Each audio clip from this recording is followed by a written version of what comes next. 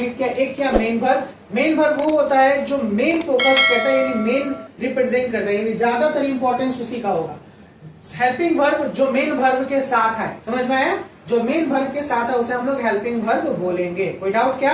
थोड़ा सा और है इसमें, उसको हम लोग पढ़ेंगे। मैंने अभी एक्सिलरी वर्ब आप लोगों को पढ़ाया, एक्सिलरी वर्ब को हेल्पिंग वर्ब भी बोलते हैं और मॉडल वर्ब भी बोलते हैं। जब सीनियर क्लास में आप जाइएगा तो मॉडल वर्ब को पढ़िएगा कि मॉडल वर्ब 24 होते हैं। आपको पहले यहीं पे बता दिया बेसिक में कि यहाँ पर हेल्पिंग वर्ब 24 होता है। मॉडल वर्ब भी बहुत इंपॉर्टेंट है ग्रामेटिकल व्यू से, स्पोकन व्यू से और कंपेरेटिव व्यू से, क्योंकि मॉडल वर्ब से बहुत छेड़छाड़ करता है आपको। ये 24 को है ना, बहुत छेड़छाड़ करेगा आपको। फिल इन द ब्लैंक्स, जो एसएससी के एग्जामिनेशन में जाइएगा तो जो पैसेज देता है उसमें फिल इन द ब्लैंक्स भरने के लिए दे देगा, तो बोलेगा कि मॉडल वर्ब पहचानिए, या फिर एरर पहचानने के लिए उसमें मॉडल वर्ब डाल देगा। तो ये सब बहुत ही माइनर मिस्टेक करके मेजर ब्लंडर करवा देता है आप लोगों से। वो बहुत माइनर रहेगा लेकिन आपको लगेगा कि यार पता ही नहीं चल रहा है, तो ये सब जानने जरूरी है। आइए ना हम लोग देखते हैं, इसका कुछ तरीका है 24 वर्ब पढ़ने का, यानी आसानी से पढ़ लीजिएगा। पहले पढ़ना है am, is, are, was, were, do, does, did, has, have, had, shall, should, will, would, can, could, may, must, might, ought, need, dare, used to.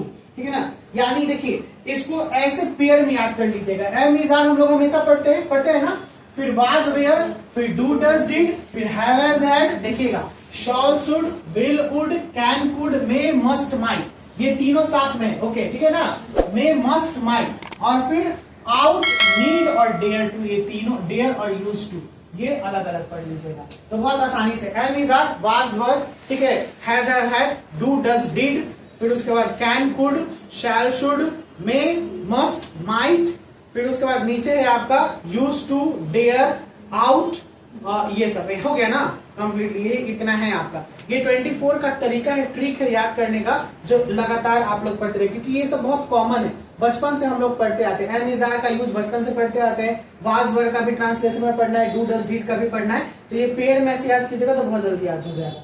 Next आते हैं नोट 1, जो सबसे इंपॉर्टेंट नोट है आपका अभी के सेक्शन में, जो हमने आज क्लास लिया। हमने दो चीज पढ़ा, एक पढ़ा मेन वर्ब, दूसरा पढ़ा हेल्पिंग वर्ब।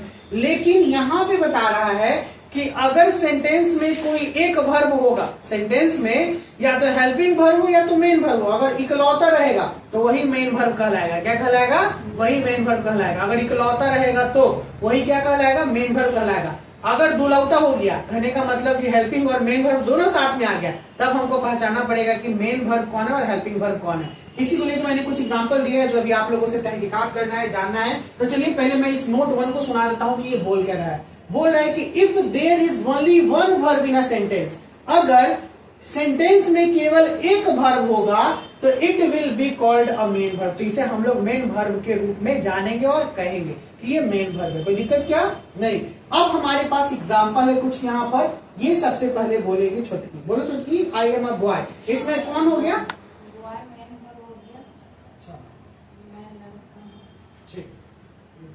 चलो सेम क्वेश्चन, तुम इससे सहमत हो जो ये छोटकी बोली कि बॉय मेन वर्ब हो जाएगा सर?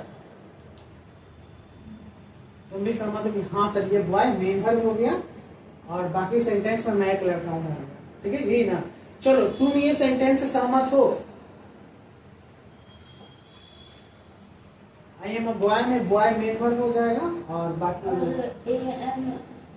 जाएगा हेल्पिंग वर्ब, ये वाला हेल्पिंग वर्ब हो जाएगा। अब बस यहीं पे रोकेंगे हम आप लोगों को। अब एक बात कहना चाहेंगे। अच्छा तो बोले एक्सप्लेन करो। एम हो जाएगा मेन वर्ब, ठीक है, ये एम हो जाएगा मेन वर्ब। अब बॉय क्या होगा? कुछ नहीं होगा। लड़का होता है। लड़का क्या होता है? नाम होता है।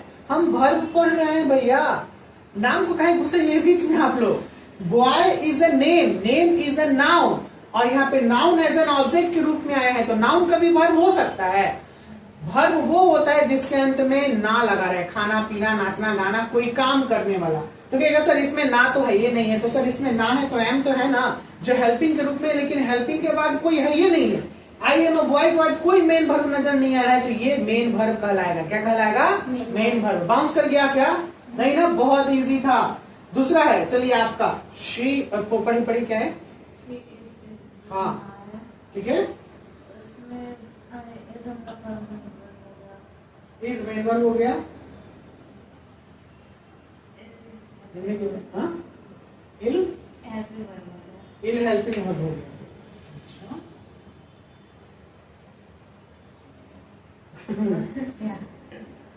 सब्जेक्ट सी हो गया। सब्जेक्ट से हिंदी करो। सर बोले ना वो बीमार है। वो बीमार है, ठीक है, वह लड़की के लिए शी। अब बताइए उनके बाद से सहमत हैं कि आप भी कुछ अपना सर तर्क मेन दे सकते वर्ड थोड़ी ना होगा इसमें सर, इसमें तो मतलब हेल्पिंग वर्ड इसमें नहीं है, इसमें तो सिर्फ मेन वर्ड ही है ना सर। हैं। इसमें हेल्पिंग वर्ब है, ये नहीं है, मेन वर्ब है। मेन वर्ड है क्योंकि बीमार तो एक वो हो गया ना सर, वो तो इज हेल्पिंग